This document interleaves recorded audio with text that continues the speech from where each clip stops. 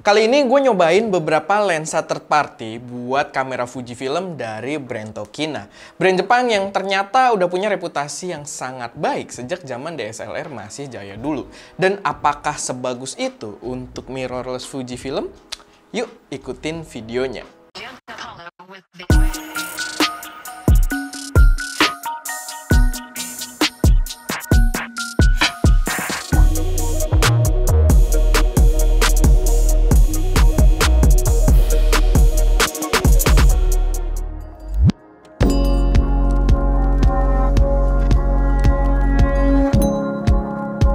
Halo semuanya, selamat datang di channel SM Media dengan gue Erwin yang seperti biasa akan membahas berbagai hal yang berkaitan dengan proses produksi konten kreatif kayak fotografi, videografi, serta review dari produk-produk pendukungnya. So, kalau kalian baru nemu channel ini, tidak perlu ragu, langsung aja subscribe dan aktifin tombol notifikasinya biar nggak ketinggalan update-update terbaru dari kita. So, di sini gue kedatangan beberapa lensa dari Tokina dengan seri ATX-M untuk sistem Fujifilm X mount. Di sini gue kedatangan 3 buah lensa dengan angka fokal 23 mm, 33 mm, dan 56 mm dengan bukaan yang seragam di f1.4. Angka prime lens yang memang cukup menarik untuk sistem APS-C sensor. Tapi angka tersebut nggak terdengar asing karena itu angka yang sama dengan yang dibawakan oleh lensa Viltrox untuk Fujifilm. Sama banget karena ada 23, 33, dan 56 mm. Dan emang dari rumor-rumor yang beredar, lensa ini disebut-sebut sebagai lensa Viltrox yang di rebranding aja. Karena punya kualitas dan feel yang sama banget katanya. Tapi apa bener? Karena sayang banget untuk sebuah brand Tokina, brand dari Jepang, apalagi mereka juga di sini membawa base harga yang lebih tinggi dibandingkan si Viltrox. Masa iya lebih mahal cuma gara-gara brandingnya doang? Nah, ini bakal menjadi pembahasan yang menarik. Gua saranin kalian ikutin video ini sampai habis karena spoiler dikit, gua nemu perbedaan yang menurut gua itu cukup signifikan yang membuatnya masih bisa dibilang cukup worth it. Pertama kita bahas build quality-nya dulu aja. Lensa ini build quality-nya benar-benar solid banget. Ini bisa gue bilang cukup mirip sih sama si Viltrox. Rasanya itu metal banget di keseluruhan bodinya, bahkan sampai ke lens hood-nya yang juga terasa metal banget. Cakep. Cuman ketika dipakai, gue sih merasa si Tokina ini emang terasa agak lebih mewah impresinya. Nggak tahu sih ini gara-gara si Tokina masih baru aja atau enggak, cuman ya impresi gue kayak lebih mewah aja gitu dibandingkan punyanya Viltrox. Lalu secara desain estetiknya juga ada sedikit perbedaan detail yang mungkin bisa jadi pertimbangan. Menurut gua kalau Viltrox itu agak rame dengan aksen warna teks yang agak gold dan ada emblem merah yang warnanya nggak membuat dia terlihat seperti red badge-nya Fujinon juga. Mungkin niatnya begitu, tapi ya emblemnya ini justru menurut gua si emblem dan teks goldnya ini memberi kesan agak kurang elegan. Sedangkan kalau kita lihat di Tokina, dia nggak bereksperimen macam-macam dari segi desainnya. Jadi bodinya full hitam dan semua teks berwarna putih aja. Membuatnya terlihat lebih elegan dan menurut gue emang lebih masuk disandingkan dengan desain estetik dari kamera-kamera Fujifilm. Paling cuma di landscape-nya aja yang dia nyempilin warna biru, sedangkan lensanya bersih hitam dengan teks putih aja. Oke, tapi itu soal estetik aja. Mungkin not that big of a deal buat perbedaan harganya untuk beberapa orang. Apalagi untuk sebuah lensa third party, pastinya kita lebih mengincar harga yang terjangkau dengan kualitas sebaik mungkin. Urusan estetik mungkin urusan yang agak belakangan gitu, bukan prioritas. So, sekarang kita akan bahas soal kualitasnya. Pertama, yang mungkin banyak orang-orang tanyain adalah masalah chromatic aberration. Dan sayang sekali, gua nggak melihat perbedaan chromatic aberration yang signifikan antara Tokina dengan lensa-lensa Viltrox. Secara elemen optik gua rasa emang mirip karena karakter chromatic aberration-nya pun di pengetesan gua itu 11-12. Kadang dia terlihat chromatic aberration-nya lebih terkontrol tapi kadang sama aja dan itu perbedaannya cukup tipis, mirip banget. Jadi kalau kalian benci dengan chromatic aberration pada lensa-lensa Viltrox, pada fokus fall off-nya, lensa Tokina ini menurut gua bukan jadi solusi. Begitu juga soal minimum focus distance. Yang gua rasain lensa Tokina ini minimum focus distance-nya masih mirip banget sama Viltrox. Dan itu berarti kalian perlu jarak yang cukup jauh antara lensa dengan si objeknya. Jadi kalau kalian ngambil gambar-gambar yang detail, kayak kita kalau review produk kan harus ngambil gambar close up detail gitu. Itu kadang agak terhambat kalau pakai lensa Viltrox, dan sama aja ternyata di Tokina ini karena kita harus agak menjauh.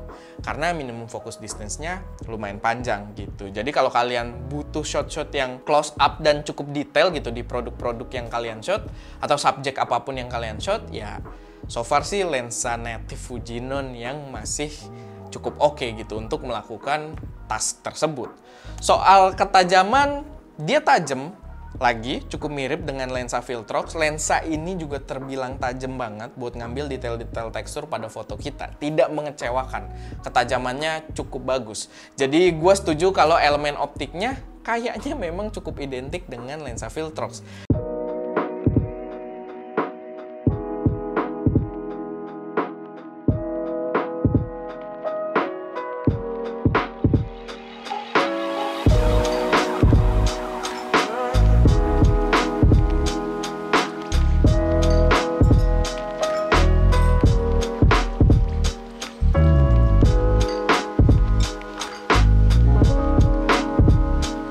Tapi ada sedikit perbedaan yang membuatnya lebih worth it di harga yang tadi gue jelasin kalau base harganya dia agak lebih tinggi.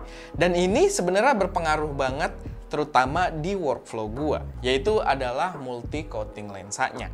Kedua lensa ini mengklaim kalau mereka udah dilengkapi dengan multi-layer coating pada elemen lensanya untuk menghindari flare bias warna dan menjaga warna agar tetap kontras. Cuman gua merasakan perbedaan yang signifikan kalau Tokina ini memiliki coating yang lebih baik.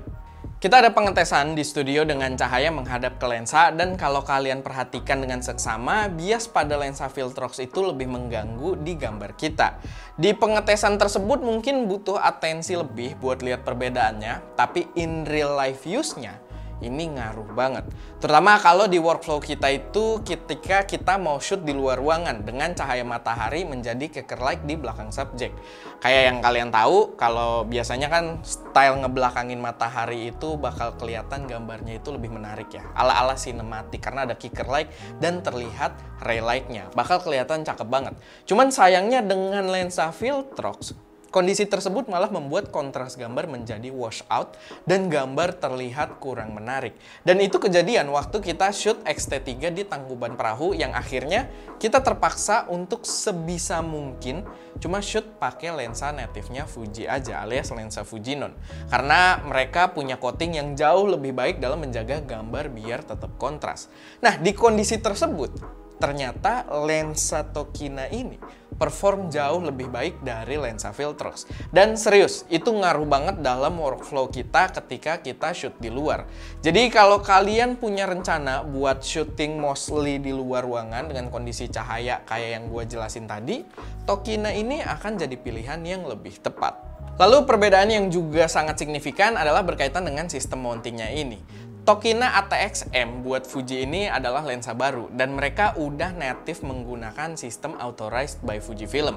Nggak kayak Viltrox yang sistem autofokusnya menggunakan teknik reverse engineering. Kalian bisa lihat kalau Viltrox itu update firmware-nya pakai port micro USB, sedangkan Tokina nggak ada port USB yang berarti update firmware-nya di masa depan itu bisa dilakuin direct menggunakan body kamera Fujifilm. Kayak dulu waktu kita update firmware lensa Z-Stowit 12mm f2.8 kita yang bisa langsung pakai body kamera Fujifilm update-nya. Keduanya, Viltrox dan juga Tokina, sekarang punya performa autofocus yang sangat baik. Motornya juga silent dan cepat. Tapi kalau di masa mendatang Fuji ada perubahan dalam sistem autofokusnya, otomatis Tokina sebagai lensa yang sistemnya udah authorized by Fuji pasti bakal support duluan. Dan ini terjadi juga di lensa Z-Stowit kita. Jadi waktu gue beli pertama kali itu gue beli bekas dan sistem autofokusnya itu masih hunting terus, nggak bisa diem, dan pas dipakai untuk video terutama itu dia maju mundur gitu, suka masih ragu dan nyari fokus lagi, yang membuat gue hampir nyesel beli lensa tersebut walaupun gue belinya hampir setengah harga karena harga bekas juga. Tapi memang sistem autofokus Fuji ketika Z-Stowit itu keluar dulu kayak gitu.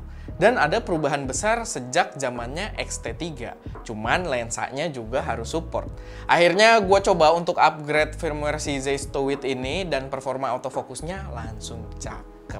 nggak nyesel sama sekali gue beli lensa tersebut. Dan seharusnya itu possible karena emang Zeiss dulu udah authorized by Fuji juga mountingnya, sehingga dapat support tersebut. So, gimana kesimpulan gue soal lensa Tokina ATX M4 Fujifilm ini? Menurut gua, dia masih menjadi opsi yang worth it buat kalian pertimbangkan. Iya sih, agak mirip dengan Viltrox secara rasa dan kualitasnya. Harganya juga agak lebih mahal. Tapi tadi yang gue bilang, perbedaan yang ditawarkan pun menurut gua cukup signifikan. Dan kalian tinggal menyesuaikan aja dengan preferensi kalian masing-masing. Oke, paling segitu aja buat video kali ini. Kayak biasa kalau misalkan ada koreksi, saran, atau pertanyaan, silahkan taruh aja semuanya di kolom komentar. Semoga video ini bisa memberi kalian gambaran yang cukup jelas dan bisa jadi referensi. Oke, itu aja. Gua Erwin, di belakang kamera ada Ska, dan jangan lupa untuk berkarya.